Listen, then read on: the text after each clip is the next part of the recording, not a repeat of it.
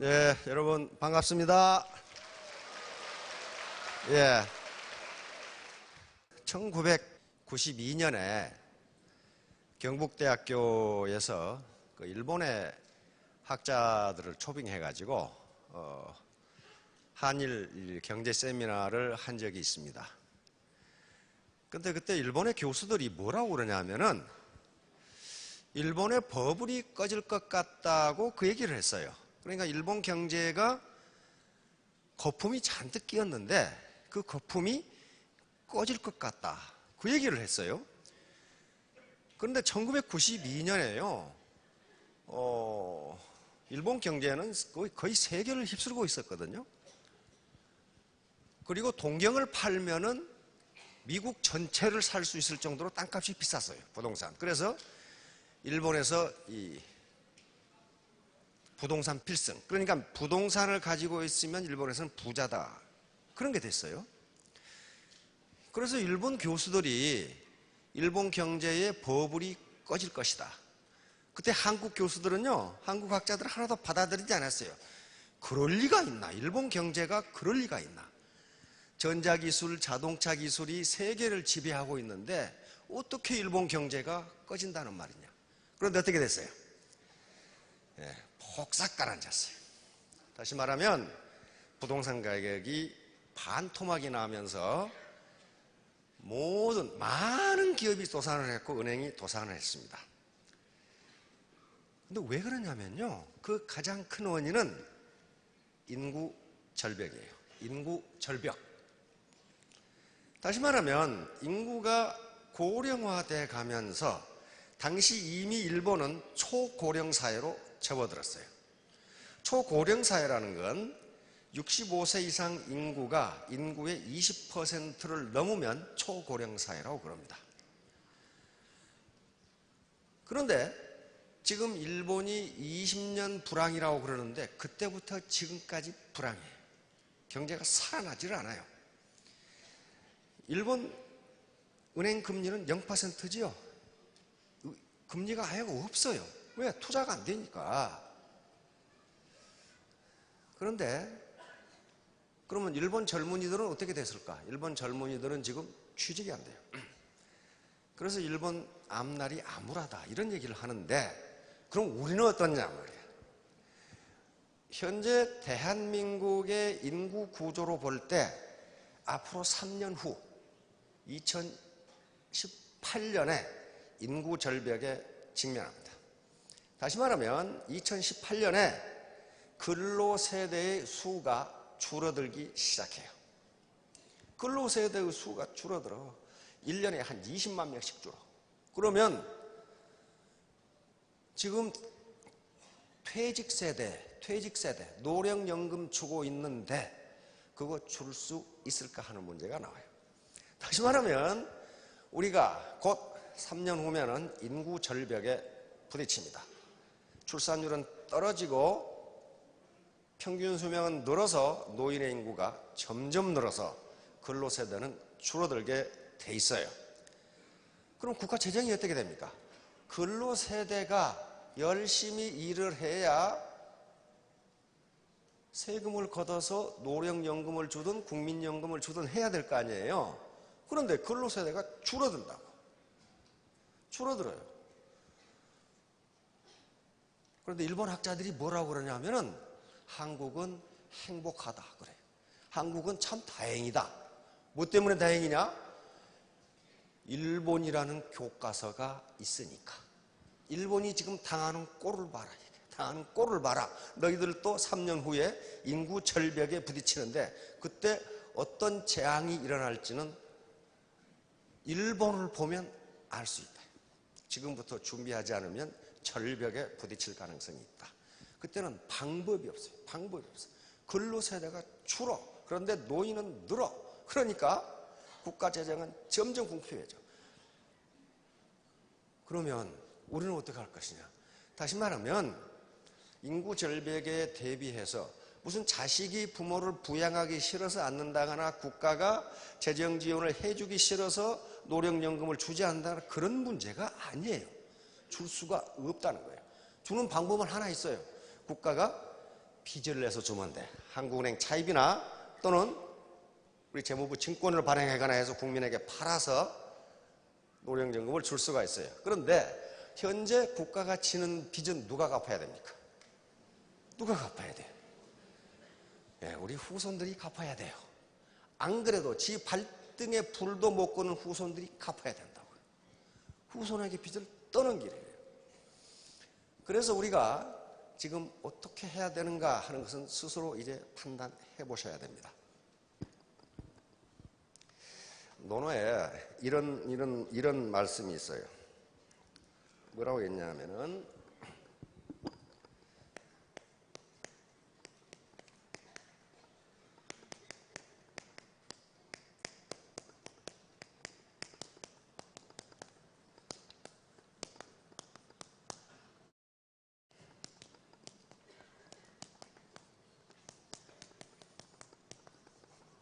학이 불사즉 막 이런 말이 있어요.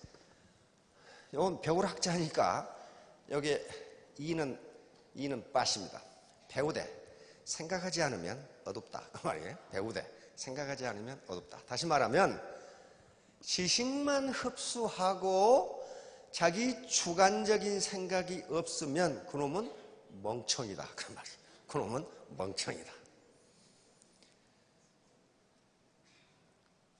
그러니까 자기 주관적인 생각, 여기서 어떤 지식 또는 정보를 제공하는데 그 정보를 가지고 최종적으로 판단하는 것은 자기 생각이에요. 이것이 옳은 것이냐 그른 것이냐는 자기가 생각해야 돼요. 지식만 흡수하고 자신의 생각이 없으면 그러면 멍청한 것이다. 그거 아무것도 못해요. 그런데 이 이야기가 어디에도 있냐면 탈무드에도 있어요. 탈무드 아시죠? 이스라엘의 수천 년의 지혜를 모는 탈무드예요. 한 어머니가 아들이 대학을 졸업할 때쯤 되니까 우리 아들이 어떤 일을 했으면 좋겠는지 알아보기 위해서 랍비에게 갔습니다. 랍비는 이스라엘의 선생님들이죠. 아주 굉장한 지혜를 가지고 있는 선생님한테 갔어요. 그래서 이 어머니가 아들의 자랑을 랍비에게 엄청나게 했습니다. 얘는요, 어려서부터 시키는 대로 했고 많은 책을 읽었고 엄청난 지식을 얻었습니다. 세상에 모르는 것이 없습니다. 그러니까 어머니가 랍비에게 그런 설명을 하니까 우리 아들이 뭘 했으면 좋겠습니까? 우리 아들 참 똑똑하지요. 이렇게 얘기를 하니까 랍비가 가만히 듣고 있다가 눈을 꺼벅꺼벅 하시더니 어머님, 아들을 바보로 만들어 놓으셨군요. 바보가 된 거예요. 계속 시키는 대로만 했고 책만 읽어서 지식만 습득했지 어떻게 아들에게 생각할 시간을 주지 않았습니까? 아들은 지금 바보입니다. 이렇게 대답하는 거예요. 그러니까 여기서 많은 정보를 얻으시되 최종 판단은 자신이 하셔야 됩니다. 잊지 마셔야 될 것은 3년 뒤 2018년에 현재 통계청의 통계로 보면은 우리가 인구 절벽에 부딪히게 되어 있습니다. 다시 말하면 근로 세대가 줄어요. 그리고 노인 세대가 올라가. 그러면 어떡할 거냐 말이에요. 젊은이들이 어르신들을 부양하기 싫어서 안 하는 게 아니라 지금 그런 말이에요. 네, 슬라이드 좀 비춰주실래요? 각, 자, 무, 치.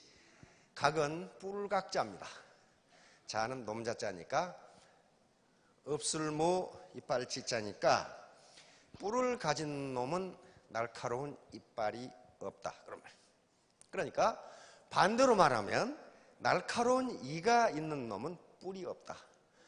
다시 말하면 모든 창조물은, 모든 지상의 모든 개체는 모든 장점과 강점을 동시에 가질 수 없다. 그런 말입니다. 동시에 가질 수 없다. 자, 현대를 불확실성 시대라고 그럽니다. The Age of Uncertainty. 이 말이 나온 것은 오래전의 이야기입니다. 1977년에 이 책이 나왔는데요. 하버드 대학 경제학 교수였던 갈브레이스 박사가 영국 BBC하고 인터뷰하는 과정에서 현대사회를 불확실성의 시대, 도대체 앞날에 어떤 일이 벌어질지를 모르는 시대라 해서 불확실성의 시대라 그랬는데 이런 얘기를 한 게 벌써 30년 전의 얘기예요. 지금은 더 불확실성 시대입니다. 예를 들면 IMF 사태가 일어날 것을 안 사람이 누가 있어요? 아무도 몰랐어요. 그 다음에 2008년에 미국발 금융위기가 날 것을 아는 사람이 아무도 없었어요. 그런데 그게 났어요. 그런데 현대사회의 기술진보 속도라는 것은 엄청나게 빠르고 소위 지식의 빅뱅이라고 그럽니다. 빅뱅이 일어나고 그래서 학자들은 현대사회를 패러다임 자체가 변하는데 문명 패러다임 자체가 변한다. 문명 자체가 변하고 있다. 이렇게 얘기해요. 자, 그래서 제레미 레프킨이라는 미국의 경제학 교수인데 이분이 하는 얘기가 앞으로 몇십 년 이내에 현재 직업의 90%가 없어질 것이다. 그런단 말이에요. 없어질 것이다. 유통 어떻게 될 것 같아요? 유통. 가만히 생각해 보세요. 이거 유통 없어져요. 왜? 아이, 공장에서 직거래하면 되잖아요. 지금 택배가 계속 발전하고 있잖아요. 공장에서 콜마에서 직거래하면 돼. 뭐 유통해서 통할 건 뭐 있어. 지금 점점 그렇게 돼가요. 과거에는 이마트라든가 이 마트에 전부 물건을 사러 갔는데 지금은 다 그냥 전화 한 통하면 다 배달해줘요. 그렇잖아요. 응? 중국집 짜장면도 배달해주는데 뭐 어떡하겠어. 다 배달해줘. 그러니까 당연히 있을 거라고 생각했던 직업이 없어진다. 제레미 레프킨의 이야기입니다. 근데 저게 미국에서 일어나면요. 옛날에는 한 20년 뒤에 한국에 왔는데 지금 미국에서 어떤 사태가 벌어지면 바로 몇 년 후에 우리나라에 와요. 제가 1980년대 미국에 갔을 때 창고형 그런 마켓이 있었어요. 마트예요, 마트. 근데 얼마 안 있다가 일본을 거쳐 우리나라에 오더라고요. 이게. 그렇게. 근데 지금은 바로 와요, 바로. 그러니까 가만히 생각해 보세요. 지금 애를 안 낳잖아요. 현재 우리나라에요. 1년에 낳는 아이들이 24만 명이 줄어. 그럼 나중에 군대에 누가 가겠어요? 군대 누가 가겠냐고요. 지금 태어난 애들이 다 군대 가도 부족해. 60만을 채우지를 못해요. 채우지를 못해. 그러니까 어떻게 해야 돼요? 군대 수를 줄여야 돼. 그런 사태가 벌어지듯이 우리가 앞으로 뻔한 게 인구 통계를 보면 뻔한 게 인구 절벽이 오게 돼 있고 현재 직업이 없어지게 돼 있어요. 그러면 얘들을 점점 적게 나니까 수요와 공급의 법칙에 따라서 아이고 그러면 좋은 일자리 많아지니까 뭐 경쟁 안 해도 그냥 들어갈 수 있겠네. 그리고 임금도 올라가겠네. 일본을 보니까 그렇지가 않아요. 일본을 보니까 인구가 60만이 줄면 일자리가 150만가가 없어져. 없어져. 그러니까 어때요? 인구는 주는데, 다시 말하면 젊은이는 주는데 일자리는 더 없어져. 더 없어져. 왜? 자동화돼 가거든요. 자동화. 계속 자동화돼 가거든. 그러니까 사람이 필요 없어요. 기존의 일자리가 없어져요. 없어진다고요. 당연하다고 생각했던 일자리가 없어져요. 그러면 나는 뭐라고 살 것인가를 생각해야 된다는 거예요. 이게 지금 선각자들이 하는 얘기예요. 자, 지금 어때요? 유비무환. 지금부터 대비하지 않으면 인구 절벽에서 아마 절망 상태가 될 거라는 거예요. 자, 다음. 여기에 처음 오신 분들도 계실 텐데 처음 오신 분들이 갖는 의문 3가지. 이것도 자기가 스스로 판단해서 좋다니까 하고 안 좋다니까 안 하고 기분 나쁘니까 안 하고 그건 주체성이 없는 거지. 3가지 뭐냐요? 이거 앞에서 많이들 떠드는데 저 영감탱이 떠드는데 과연 사기가 아닌가? 첫 번째예요. 내가 할 것인가 말까. 두 번째, 나 같은 사람도 성공할 수 있느냐? 나는 지금까지 전업주부였다. 나는 지금까지 회사원이었다. 나는 공무원이었다. 선생님이었다. 나는 장교였다. 세 번째는 도대체 어떻게 해야 성공하느냐? 이건 하루아침에 해결되지 않습니다. 이걸 하는 과정에서 아까 우리 이상국 이 스타마스터 얘기했지만 기분 나쁘게 하는 놈 하나요? 선배님 어쩌다가 그렇게 됐습니까? 미쳤습니까? 뭐 이런 사람들 많은데 그러면 그 사람한테 물어보세요. 나 안 미쳤다. 그런데 네가 내 노후를 네가 책임질래? 그렇게 물어보세요. 책임 못 져요. 그래서 나폴레옹 힐 같은 성공학자는 이 세상에서 가장 값싼 제품이 충고다 그랬어요. 아주 무책임하게 충고할 수 있다는 거예요. 그런 걸 사업을 하시면서 많이 부딪힐 거예요. 그런 경우는 피해 가세요. 같이 싸우려고 하지 말고 피해가세요. 자, 그러면 애터미 사업을 할 것인가 말 것인가를 할 때 가장 기본적인 고려사항이 두 가지가 있습니다. 하나는 이 일이 가치 있는 일이냐, 보람 있는 일이냐 하는 문제예요. 아무리 인간은 돈을 많이 줘도 보람 없는 일은 오래 할 수 없습니다. 예를 들어서 여기 계시는 사모님한테 사모님, 제가 하루에 10만 원씩 드릴 테니까 이 독에 물을 채우십시오. 그런데 독은 밑이 빠졌습니다. 밑 빠진 독에다 하루 종일 물을 부으면 10만 원 주겠다 이게. 그 일을 하루 이상 하면 머리가 돌아버려요. 그렇죠? 못해요. 왜? 아무 의미가 없거든요. 아무 의미가 없어요. 그러나 어쩌면 죽을지도 모르는 히말라야 에베레스트 등반은 해요. 그렇죠? 굉장히 위험하고 험한 일인데도 보람이 있는 일은 한다고요. 돈을 안 줘도 해요. 그러나 2차적 고려사항은 역시 아무리 보람이 있어도 소득이 없는 일은 오래 하지 못해요. 이렇게 빈지갑을 가지고 누가 오래 이야기했어요? 못한다고요. 그러니까 두 개예요. 하나는 이 일이 보람이 있느냐, 가치 있는 일이냐 하는 거하고 또 하나는 돈이 생기느냐, 이 문제예요. 애터미는 둘 다입니다. 그런데 주회사니까 그러겠지. 그렇게 생각하시는 분이 계실 텐데 그건 한번 스스로 따져보셔야 돼요. 애터미 사업은 빅 비즈니스입니다. 스몰 비즈니스가 아니에요. 어떻게 월천대, 오천대이 되는데 그게 스몰 비즈니스입니까? 그리고 무슨 비즈니스든지 내가 하는 비즈니스가 빅 비즈니스라고 생각해야 성공할 수 있어요. 하찮은 일이라고 생각하면 성공 못합니다. 절대로 못해요. 그러면 빅 비즈니스건 무슨 일이건 내가 연구원이건 변명우 박사처럼 내가 학자이건 또는 이발소를 하건 내가 하는 비즈니스가 빅 비즈니스라고 생각해야 그 사람은 성공해요. 그러면 빅 비즈니스를 성공할 수 있으려면 반드시 세 가지 조건을 갖춰야 됩니다. 학자도 마찬가지예요. 반드시 세 가지죠. 이 세 가지 중에 하나라도 없으면 무슨 일을 해도 성공할 수가 없어요. 그것이 바로 3H입니다. 3H. Cool head. 냉철한 두뇌예요. 냉철한 두뇌. 그리고 비전과 목표. 요게 있어야 돼요. 목표. 목표가 없는데 어떻게 항구를 찾아갑니까? 두 번째, 여기 머리만 샤프해가지고는 되지 않아요. warm heart, 따뜻한 가슴을 가지고 있어요.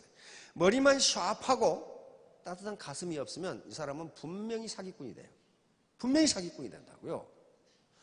그리고 쿨 헤드가 없고 웜 하트만 있으면, 따뜻한 가슴만 있으면 이건 목사님이나 신부님이나 마음씨 좋은 이웃집 할아버지지 비즈니스맨은 아니에요.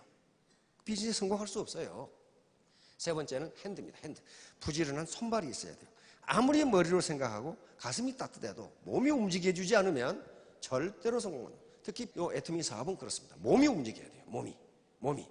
그래서 오늘 강의 다 잊어보시더라도 3H는 잊지 마세요. 쿨 헤드, 웜 하트, 비지 핸드. 손발. 이 세 가지가 어우러지는 걸 우리 성리학에서는 우리 선조들은 뭐라고 그랬냐? 공부라고 불렀습니다. 공부예요. 공부는 우리 신체를 단련해서 탁월하게 되는 현상을 공부라고 했는데 선조들은 신체를 어떻게 봤느냐? 신체는 머리와 가슴과 육체로 이루어진다. 그렇게 봤어요. 그러니까 머리와 가슴과 육체 요게를 잘 단련해서 탁월하게 되는 것, 스타마스터, 로얄마스터가 되는 것, 요것을 공부를 잘한다 그렇게 얘기했다. 그런 말이에요. 공부를 잘한다. 자, 다음 애터미 사업은 혼자 하는 게 아닙니다. 여시구진이라는 말은 시대의 흐름에 맞추어서 같이 전진하자 그런 말이에요. 나 혼자 잘 먹고 잘 사는 게 아니고 시대는 흘러가게 돼 있어요. 이게 패러다임 시프트인데 같이 손잡고 가자. 그런데 지금 학자들은 뭐라고 그러냐면 이렇게 변화가 심한 시대에 이 불확실성의 시대에 경쟁 우위를 확보할 수 있는 유일한 방법은 시대의 흐름에 대한 적응력이다. 어댑터빌리티다. 이렇게 얘기해요. 적응력이다. 적응하지 못하고 내가 왕년에 저번에 누구한테 당신 그거 좀 그 라인 좀 어떻게 해서 좀 어떻게 좀 키워볼 수 없어. 그러니까 제가요 왕년만 같으면 한가닥 했는데 지금요 그러니까 지금 왕년 말고 지금 하라는 거거든. 지금 왕년찬 놈 치고 제대로 된 놈이 내 한 놈도 못 봤어요. 애터미 사업은 혼자 하는 게 아닙니다. 재심합력을 영어로 이렇게 번역했습니다. Super Synergy of United Heart. 마음이 서로 합해지면 여기서 시너지가 나오는데 슈퍼 시너지가 나온다. 이게 재심합력이에요. 재심합력은 후한서라는 역사서가 있는데 후한서 초대 황제인 후한의 초대 황제인 광무제라는 분이 한 말입니다. 다시 말하면 원래 반란군보다 훨씬 힘이 약했는데 많은 소규모 부대를 가진 사람들이 하나로 뭉쳐서 큰 군대를 물리치게 됩니다. 여기서 재심합력이라는 말을 써요. 즉 우리가 마음을 가지런하게 해서 같은 마음으로 뭉치면 여기서 예기익장 그랬어요. 그 날카로운 기운이 점점 강해진다. 이게 애터미 사업. 그래서 요것 때문에 성공해요. 재심합력해서 내 능력은 1%인데 나머지 99%를 다른 사람들이 채워줘서 예기익장하는 거예요. 그 날카로운 기운이 점점 강해지는 거. 그래서 스타가 되고 로얄이 됩니다. 내 힘으로 되는 게 아니에요. 자, 다음. 자, 각자 무치를 봅시다. 요 놈은 이빨이 날카로운 놈인데 요 놈은 뿔이 있어요. 그런데 요 놈은 뿔이 없어. 그렇죠? 참 기가 막히게 만들어놨어. 요 놈은 뿔이 날카로운 놈인데 이빨이 시원찮아. 어금니가 시원찮아. 요 놈은 나는 놈인데 빨리 걷지를 못해. 요 놈은 못 나니까 빨리 걸어. 이와 같이 이것은 고려 중기의 학자인 박일로라는 사람이 쓴 판집에 있는 내용입니다. 꽃이 겉모양이 화려한 놈은 열매가 시원찮아. 열매가 좋은 놈은 꽃이 시원찮아. 호박꽃도 꽃이냐 그러는데 호박꽃 예뻐요. 그걸. 다시 말하면 조물주는 모든 개체에게 모든 장점과 아름다움과 강점을 다 주지 않았다 그런 말이에요. 다 주지 않았다. 얼굴도 예쁘고 머리도 좋고 마음도 상냥하고 용기도 있고 그런 아가씨는 없어요. 얼굴이 예쁘면 머리가 좀 빠가든가 성격이 좀 이상하든가 뭐 그러지 한꺼번에 다 가질 수 없어요. 자, 이일로의 판집에 있는 내용입니다. 한번 보십시오. 자, 고려 중기의 사람인데 고려 중기 지금부터 한 700년 전의 인물인데 이런 말을 써놨어요. 천지는 만물에 있어 그 아름다움을 독차지할 수 없게 하였다. 나는 얼굴도 이쁘고 마음씨도 좋고 머리도 좋다. 그건 착각이에요. 그렇게 잘 되지 않아요. 때문에 뿔이 있는 놈은 이빨이 없고 날개가 있으면 다리가 2개뿐이다. 이름난 꽃은 열매가 없고 고운 빛가루 구름은 쉬 흩어진다. 석양 구름 아름답지요? 그 금방 없어져요. 사람이 이르를 수도 또한 그러하다. 기특한 재주와 화려한 기회로 뛰어나게 되면 공명이 떠나가 함께 하지 않는 것은 이치가 그러하기 때문이다. 그러니까 머리 엄청 좋은 놈한테 덕을 베푸라고 하면 그럼 잘 못해요. 우리 대표 사업자 아드님이 지금 서울대학교에서 아주 뛰어난 학자거든요. 박사학위를 받아가지고. 근데 나이가 지금 거의 40에 다다랐는데 연애를 못해. 머리는 기가 막히게 좋은데. 그래서 아버지가 하도 야 이거 막 연애 좀 해서 결혼 좀 하라. 그러니까 툭 서점에 가더니 연애하는 법 책을 딱 사와가지고 거기서 족파하고 있는 거예요. 연애하는 법. 그러니까 한 사람이 모든 강점을 다 가질 수가 없어요. 그 사람은 머리가 좋고 연구하는 천재예요. 그러나 연애하는 데는 아주 그냥 잼병이야. 아무것도 몰라. 이러기 때문에 아리스토텔레스는 인간은 사회적 동물이라고 얘기한 게 서로 강점을 보완하면서 약점을 보완하면서 어우러 산다는 거예요. 어우러 살아요.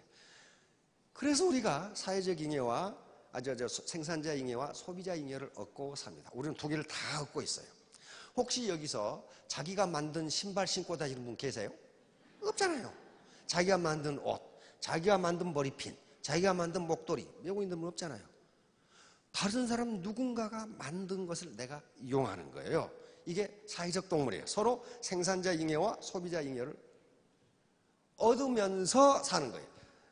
왜? 한 사람이 모든 강점과 약점을 다 가질 수 없기 때문에. 자, 다음. 그래서 이 각자 묻히는 애터미 사업에도 그대로 적용됩니다.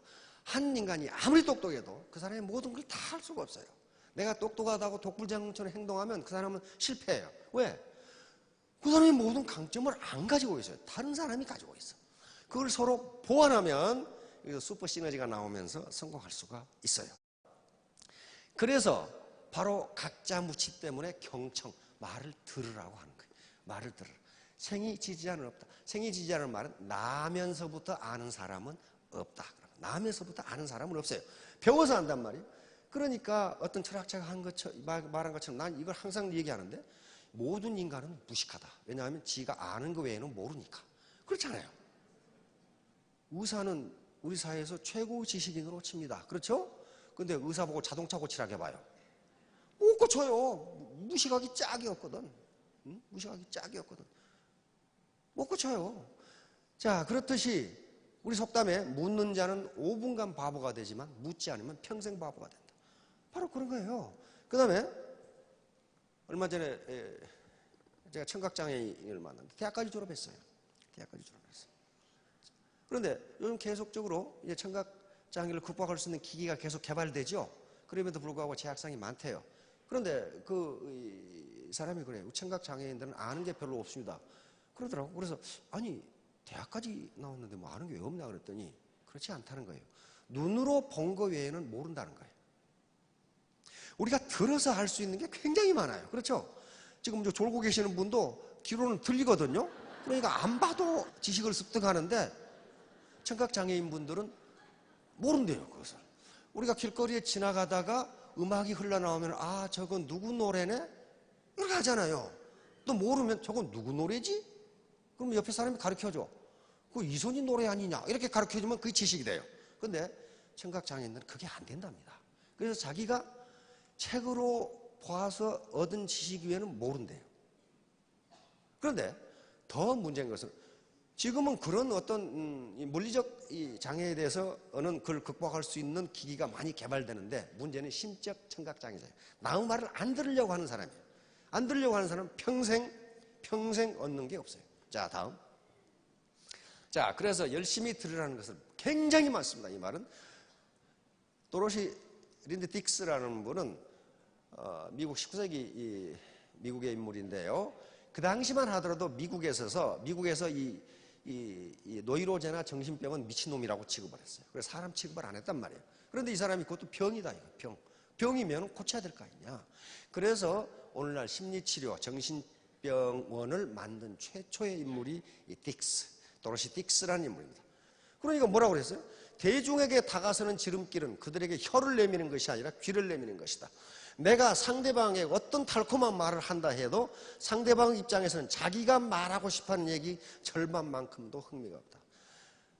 내가 우리 마누라하고 우리 할마씨들 모인 데 가보면요. 전부 다 자기 손주 자랑하고 있어. 우리 손주는 아이고 천재.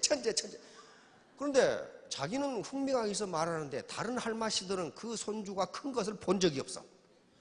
아무도. 그러니까 옛날에는 돈 내고 한 손주 자랑한다고 그러죠. 요즘은 그 진화해가지고 돈 줄 테니까 가라고 그런다고 그러죠. 왜? 우리 손주는 내가 경험했으니까 그놈이 그렇다는 걸 아는데 다른 할머니는 그 손주를 본 적이 없어. 그러니까 아무 흥미가 없어요. 그 얘기예요 지금. 자, 다음. 데일 카네기란 저명한 자기개발학자입니다. 2주 동안 나무 말에 귀를 기울이기만 하면 나무 관심을 끌기에 2년 동안 노력한 것보다 더 많은 친구를 얻을 수 있다. 이렇게 한번 해보세요. 자, 다음. 17세기 프랑스의 저명한 자문 작가입니다. 이 양반은 귀족으로서 정치적인 과정을 많이 거쳤고 또 정권을 잡기도 했는데 결국은 다 헛거라는 걸 알고 시골에 가서 책을 쓰기 시작했는데 이런 말이 있습니다. 적을 만들기를 원한다면 내가 그들보다 잘났다는 사실을 증명하면 된다. 자기가 파트너보다 잘난 분 계시면 자랑해 보세요. 그럼 전부 다 적이 돼요. 그 다음에 그러나 친구를 얻고 싶다면 그가 나보다 뛰어나다고 느끼게 해줘라. 이게 간단한 말인데 잘 안 돼요. 네, 다음. 네, 아인슈타인. 아인슈타인은 역시 말하자마자 방정식이 나오죠. 인생에 있어서 성공을 A라 한다면 그 법칙은 A 이퀄 X 플러스 Y 플러스 G로 나타낼 수 있다. X는 일하는 것, Y는 노는 것, 그 다음에 Z는 입 닥치고 가만히 있는 것. 떠들지 마라. 다시 말하면 나무 말을 들어라. 이게 들어라. 그래야 성공한다. 네 입 닥치고 가만히 있거라. 이게 아인슈타인, 세계 최고의 지식인인 아인슈타인이 한 말입니다. 자, 다음. 자, 겸청증명 편신지감. 이건 몇 번 얘기했습니다. 바로 당나라 2대 황제였던 당태종의 정관종효라는 책에 있는 내용입니다. 이 위징이라는 아주 명신, 현신이었는데 당태종이 물었어요. 임금에게 있어서 밝은 임금이란 어떤 임금이고 어두운 임금이란 어떤 임금인가? 라고 묻자 위징이 대답합니다. 밝은 임금은 많은 사람의 의견을 듣는 사람이고 어두운 임금은 자기가 믿는 사람 말만 듣는 거다. 그리고 지 독단으로 행동하는 거다. 이렇게 대답합니다. 당태종은 그 말이 맞다. 그래서 사상 유례 없는 현군이 됩니다. 자, 다음. 자, 그런데 이 위징 한 말에 그런 말이 있습니다. 어떻게 요임금과, 우리가 요순시대라고 그러는데 요임금과 순임금은 그렇게 정치를 잘했는가?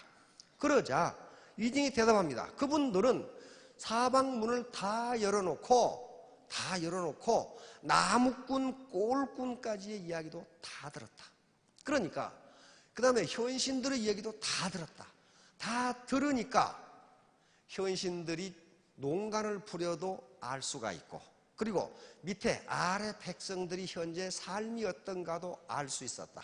그래서 태평성대를 이룰 수 있었던 것이다. 그러니까 위징은 요순시대가 태평성대인 것은 저 양반들이 무슨 유식하다든가 공부를 많이 했다 그런 말이 아니고 많은 사람들, 지위 고하를 막론하고 많은 사람들의 의견을 들었기 때문에 그렇게 될 수 있었다. 이렇게 설명한 거예요. 자, 다음. 자, 유방의 겸청과 바로 진나라가 망하고 진시황이 망하고 이제 한나라의 유방과 초나라의 항우가 대결을 하는데 항우와 유방은 게임이 되지 않습니다. 항우는 대대로 초나라 장수 집안이고 귀족 집안이에요. 그리고 역발상 기계에서 힘으로 산을 뽑아버리고 기계로 이 기계로 천하를 덮어버릴 수 있는 그런 인물이었어요. 유방은 자기 어머니 아버지도 이름도 알 수 없는 그런 시골 면장이었어요. 면장도 못한 정장이었어요. 그런데 누가 이겼어요? 유방이 이겼어요. 유방이. 항우는 자기 똑똑한 것만 알았지 밑에 사람들 말을 듣지 않았어요. 그게 범징이라고 하는 탁월한 책사가 있었는데 말을 안 들었어요. 유방은 자기가 2% 부족하기 때문에 한신이나 장량이나 소하나 이런 참모들의 말을 들었어요. 그리고 결국 천하를 통일하고 항우는 해야 전투에서 패하고 자살하고 맙니다. 자살하고 말. 장량 같은 사람, 장량 같은 최고의 책사에게 어느 학자가 물었어요. 당신같이 유능한 사람이, 현명한 사람이 어째서 2% 부족한 저 바보 같은 유방을 따르는가? 그랬더니 장량이 뭐라고 그러냐면은 높은 자리에 있는 사람으로 나무 말에 귀를 기울이고 그 말을 들어주기는 쉬운 일이 아닌데 유방은 그것을 하니 나는 유방을 따른다. 혹시 리더분들 중에서 지금 파트너들이 내 말을 안 듣고 내 말을 내 뜻대로 안 한다면은 내가 혹시 독선적으로 하는 것이 아닌가 하고 생각해 보셔야 됩니다. 유방 같은 인물, 장자방 같은 인물도 유방을 따랐어요. 자, 다음. 여기 지금 삼성그룹을 창업을 하셨던 바로 이병철 회장님이 후계자인 이건희 회장님께 써준 휘호입니다. 그런데 요 이병철 회장께서 직무를 계속 하실 때는 요거 경청이란 말을 이 사무실에 걸어놓고 항상 이걸 보셨다고 그러고 또 한 가지가 있어요. 이병철 회장님이 굉장히 중요하게 생각해서 자기 생의 철학, 경영 철학으로 삼았던 물건이 또 하나가 있어요. 네, 요 목개입니다. 목개. 나무닭이에요. 나무닭을 항상 보면서 자기 인생 철학, 경영 철학으로 했다는 기록이 있습니다. 이 나무닭이에요. 나무닭. 요 얘기가 어디에 나오냐 하면은 장자의 달생편, 그리고 열자의 황제편에 똑같은 얘기가 나옵니다. 주나라의 선왕이라는 분이 11대 주나라의 군주인데요, 투개를 좋아해. 닭싸움을 좋아해. 닭싸움. 그래가지고 좋은 닭을 하나 구해가지고 닭싸움에 아주 인류조련사, 투개 조련을 가장 잘하는 사람이 기성자라는 사람인데, 기성자라는 사람에게 자기 투개를 주면서 훈련을 좀 시켜달라 이렇게 줬어요. 그래서 기성자가, 그 당시 나라가 주나라니까 주나라의 군주가 투개 조련을 시켜달라고 그러니까 조련을 시키겠죠. 근데 한 열흘쯤 돼가지고 이 주 선왕이 물었어요. 이제 됐나? 그랬더니 기성자가 안 됐습니다. 그 이유가 뭐냐 하면은 아직도 제 힘만 믿고 교만합니다. 다시 말하면 교만한 놈은 싸워가지고 이길 수 없다는 거예요. 우리말에 경적필패 그런 말이 있죠. 또 모르시는 모양이네 이게.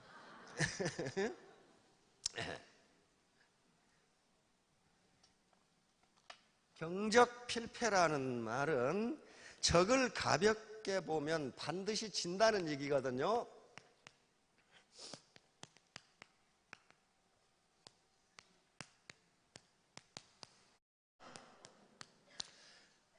가벼울 경자, 이 원수적, 적적자, 반드필자, 피할 필자. 적을 가볍게 보면 반드시 피한다. 그런 경우가 굉장히 많아요. 축구를 하거나 야구를 할 때 보면은 꼴찌 팀이 1등 팀을 이기는 경우가 있어요. 그렇죠? 그건 1등 팀의 정신 상태가 해이해진 거예요, 지금. 그 질 수가 없는데 바로 경적필패입니다. 그러니까 기성자가 그 투개가 지금 군주 임금께서 맡기신 투개가 교만해가지고 자기 힘만 믿고 허세를 부린다 이거야. 그러니까 이건 아직 조련이 안 됐다 이게. 그 다음에 한 열흘 있다가 군주가 마음이 바빠가지고 이제 됐나? 그랬더니 기성자가 아직 안 됐습니다 그러는 거예요. 왜? 상대방의 행동에 민감하게 반응한다. 이래가지고는 싸움 못한다는 거예요. 그러니까 파트너가 기분 나쁜 소리 하니까 내가 기분 나빠. 픽 꼬라가지고 내가 이 짓을 하는가 봐라. 그러면 진다는 거예요. 상대방의 말이나 행동에 상대방이 울음소리만 내도 민감하게 반응하면은 그건 싸움 딱으로서는 마치가 적합치가 않다. 이렇게 기성자가 얘기를 합니다. 그 다음에 이제 그러다가 한 열흘 있다가 이제 됐나? 아직 안 됐습니다. 왜? 언제든지 닭만 보면 싸울 의지가 아주 충천한다 이게. 그래가지고는 안 됩니다. 그래가지고는 안 됩니다. 그 다음에 한 열흘 있다가 이제 됐나? 그랬더니 이제는 됐습니다. 이제는 나무로 만든 닭처럼 의연한 모습입니다. 누가 닭이 옆에서 울건 말건 약한 놈이 나타나건 말건 나무처럼 가만히 있으니까 옆에 놈이 다른 닭이 보고서 그 위세에 질려가지고 요놈하고는 싸울 생각을 안 할 겁니다. 그 말이에요. 요걸 이병철 회장이 보시고 이 목계를 깎아가지고 사무실에 둔 거예요. 그러니까 누가 기업을 하다 보면 별의별 인간이 다 있어요. 그때마다 거기에 대꾸하고 썩내고 화내고 그렇게 해가지고는 기업을 못한다는 거예요. 누가 뭐라고 하건 묵묵하게 내 철학을 가지고 앞으로 나가야만 성공할 수 있다고 본 겁니다. 이게 목계예요. 그래서 이병철 회장님이 오늘날 삼성을 세계 초일류 기업으로 만들어버린 게 바로 경청이라는 것과 목계라는 두 개의 철학을 가지고 경영을 하셨다고 그럽니다. 고원자 제불죠. 옛날 사람들이 함부로 말하지 않는 것은, 함부로 말을 내뱉지 않는 것은 몸소 실천함이 거기에 미치지 못할 것을 부끄러워함이라. 그러니까 말만 해놓고 실천하지 못하는 것은 부끄러운 일이단 말이에요. 그러니까 말을 안 하고 먼저 행동하는 것이다. 그렇게 얘기하는 거예요. 군자 치기연이 과기에. 자, 군자 신사는 그 말이 행동을 넘어서는 것을 부끄럽게 생각한다. 그러니까 말은 근사하게 했는데 행동은 시원찮았다. 그것을 부끄럽게 생각한다. 계속 행동을 먼저 하고 말을 다음에 하라. 계속 나와 이 말. 불안인지 불기지. 남이 자기를 알아주지 않은 것을 걱정하지 않는다. 군자는 뭘 걱정하느냐? 자기가 능력이 모자라는 것을 걱정한다. 그러니까 남을 보지 말고 너를 봐라 그 말이야. 네 자신을 알라. 네 자신을 알라. 이게 또 나와요. 자, 다음 불역사. 남이 자기를 속일 것이라고 지레 짐작하지 않으며. 이게 다단계 사업하고 관계되죠. 저 사람이 나를 속일 거라고 지레 짐작하지 말라는 거예요.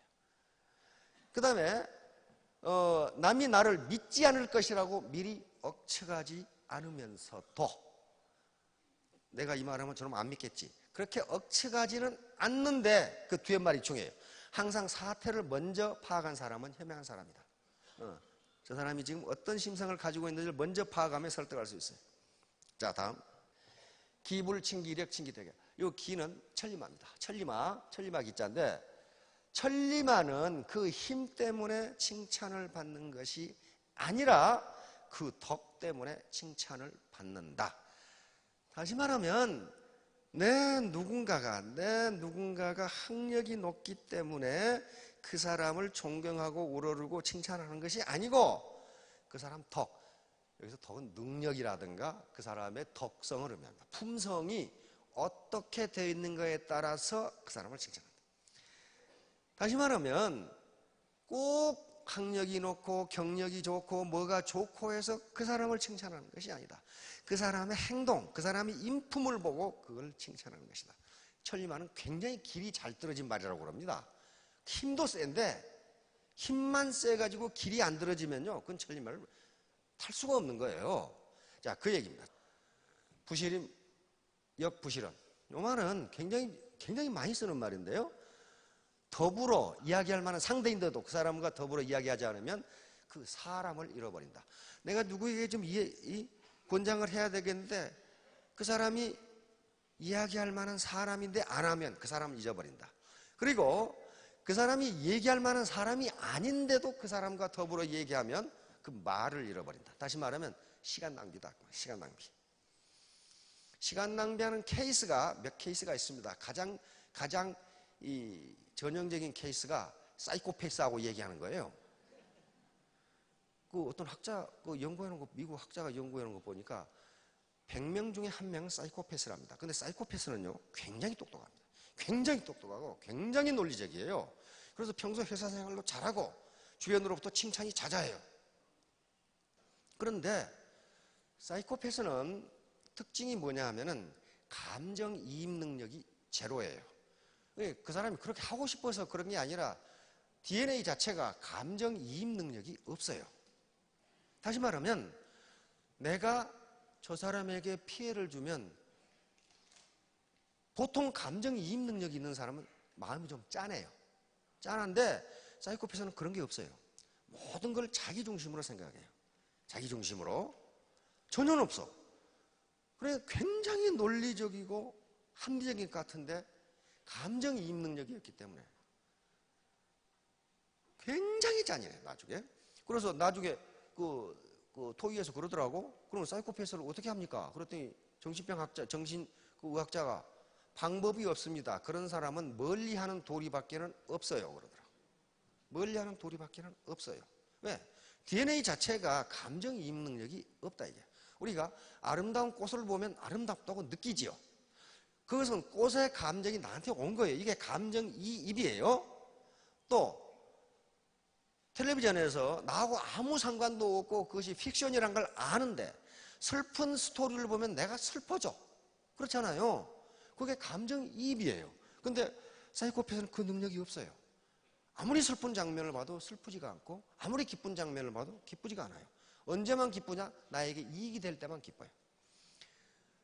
이게 말을 해서는 안 되는 사람이에요. 그러니까 그 정신과 의사도 그러더라고. 그 대책이 뭡니까? 그랬더니 대책 없어요. 그러더라고. 그런 분하고는 가능하면 가까이 가지 말고 단둘이만 있지 마세요. 어떤 일을 저지를지 모릅니다. 사이코패스는 여기 안 오셨겠지? 근데 그 적지가 않아요. 100명 중 1명이 사이코패스랍니다. 그러니까 그런 사람이 있어요. 사회적으로 뭐 토막살이를 한다든가 아주 잔인한 일을 한 사람이 있죠. 가끔 뉴스에 지나가듯이 그렇게 이야기합니다. 사이코패스인 걸로 이렇게 나와요. 사이코패스예요. 감정이 있는 게 없어. 느끼지를 못해요. 그러니까 이건 방법이 없죠. 자, 다음 생이 지지자 상이야. 자, 나면서부터 아는 사람은 최상급이고, 그런데 이런 사람은 없다고 이야기를 합니다. 비생이 지지자 이렇게 얘기합니다. 나는 나면서부터 안 사람이 아니다. 이렇게 이 말이 몇 번 나와요. 그 다음에 배워서 아는 사람은 그 다음에, 모든 인간은 배워서 알아요. 그렇죠? 배워서 아는 사람은 그 다음이 있고, 그 다음에 공경에 처해서 배우는 사람은 또 그 다음이다. 이제 발등에 불이 떨어졌어. 그러니까 배우는 사람은 그 다음이다. 여기까지는 괜찮다고 이야기합니다. 그러나 마지막, 공경에 처해서도 배우지 않는다면 이는 곧 최하급이다. 직업이 이제 우리가 이 인구 절벽에 곧 직면해서 직업이 지금 다 사라질 위기에 처했는데, 이때도 옛날 농경시대 그리고 산업화 시대만 얘기하면서 새로운 지식, 새로운 패러다임을 갖지 않는다면 그것은 최하급이다. 이렇게 지금 지적을 한 겁니다. 요게 이제 바로 소망 달성의 6가지 원칙. 요것은 지금 SMI 시중에 학원도 있고 마인드 파워 학원도 있고, 그 학원에서는 4단계, 6단계로 이야기하는데 전부 똑같아요. 요거예요. 근데 학원에서는 이거 돈 받고 해줍니다. 돈 받고. 근데 여기서는 돈 안 받고 해줘요, 그냥. 얼마 전에 마인드 파워 학원을 하는 아가씨가 나왔더라고. 그래가지고 미국에서 새로운 걸 배워와가지고 무슨 학원을 차려서 어쩌고 저쩌고. 요걸 4단계로 요약을 해놨더라고요. 4단계로. 근데 다 이 6단계예요. 응? 그 학원 아가씨가 얘기하는 것은 단계를 요 2개를 합했더라고요. 요걸 합해가지고 4단계로 이렇게 해놨더라고요. 뭐냐면은 목표, 내가 벌 수 있는 목표, 월천댁, 오천댁이라고 정하라는 거예요. 그 정하는데 뭐 세금 냅니까? 그냥 정하세요. 그냥 정해요. 그러면 뭘 해서 벌 거냐? 뭘 해서 벌 거냐? 뭘 해서 벌 거냐? 이건 뭐예요? 쿨헤드로 판단해 보셔야 돼요. 과연 이걸 해서 내가 월천댁, 오천댁이 되겠느냐? 그 다음에 언제까지 할 거냐? 언제까지? 소망, 달성, 기입, 행동 계획을 세우고 즉각 행동에 들어간다. 이걸 적는다. 매일 2회 암송한다. 또는 반복 큰 소리로 읽는다. 그 말은 내 잠재의식 속에 이걸 집어넣기 위해서 그렇습니다. 집어넣기 위해서. 자, 이런 걸 보면은 이건 나폴레옹 힐이 얘기했고 앤드류 카네기 얘기했고 시크릿이라는 책을 쓴 사람이 똑같이 얘기했어요. 그거는 그 사람들이 서로 입을 맞췄느냐? 그런 게 아니에요. 연구해 보니까 성공의 비결은 이것이더라요. 이것이더라. 그러니까 여기에 학력이 좋아야 된다든가, 지식이 많아야 된다든가, 건강해야 된다든가, 여자는 안 된다든가, 그런 게 없어요. 아무것도 없잖아요. 아무것도 없어요. 이렇게 하라고, 이렇게 하면 성공한다 그랬어요. 자, 그래서 결론. 그래서 태도가 가장 중요합니다. 태도가 가장 중요해. attitude. 내가 반드시 성공하겠다. 이게 attitude예요. 마음가짐입니다. 마음가짐. 반드시 성공하겠다.